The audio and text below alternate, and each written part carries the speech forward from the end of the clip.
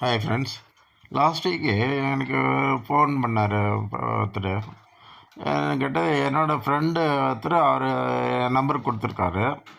இந்த நம்பருக்கு கான்டாக்ட் பண்ணிங்கன்னா உங்களுக்கு தேவையானது கிடைப்பா. என்ன விஷயம்னா, அவருக்கு ஏதாவது டொனேட் பண்ணணும்னு ஆசை. அதுக்கு நல்ல ஒரு இதுன்னா என்னை காட்டி விட்ருக்காரு என் ஃப்ரெண்டு.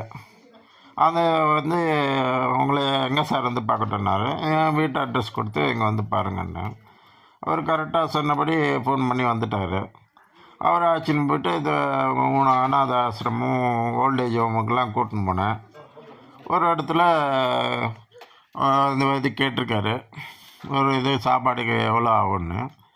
ஒரு வேளை சாப்பாட்டுக்கு 4000 ஆகும்னு சொன்னாங்க. சரி, அந்த ஆசிரமத்தை விட்டுட்டு அங்கேயே இது பண்ணி இன்னொரு ஆசிரமத்துக்கு கூட்டின்னு போனேன்.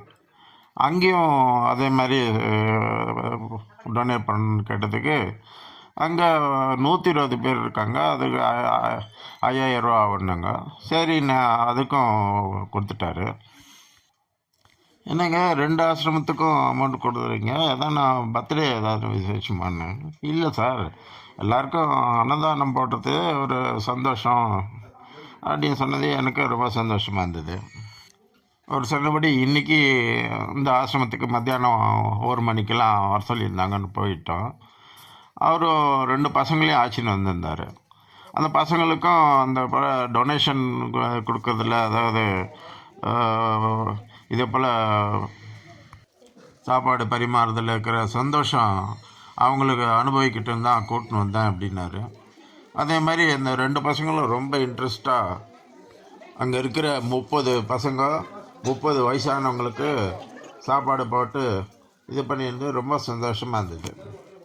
ஒவ்வொரு சிறுமியருக்கும் ஒவ்வொரு முதியோருக்கும் பின்னாடி எவ்வளோ சுக கதைகள் இருக்குன்னு தெரிஞ்சதுக்கப்புறம் இன்னும் நிறையா பேருக்கு இன்ட்ரெஸ்ட் வந்து இதே மாதிரி ஹெல்ப் பண்ணணுன்னு தான் எல்லோருடைய ஆசையும்.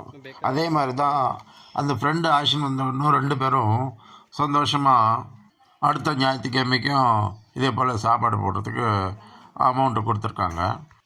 நீங்களும் எப்போ போக முடியுதோ அங்கே பக்கத்தில் இருக்கிற ஓல்டேஜ் ஹோமு அனாத ஆசிரமத்திற்கெல்லாம் போய் இதே போல் ஹெல்ப் பண்ணணுன்னு தான் எல்லாருடைய ஆசையும்.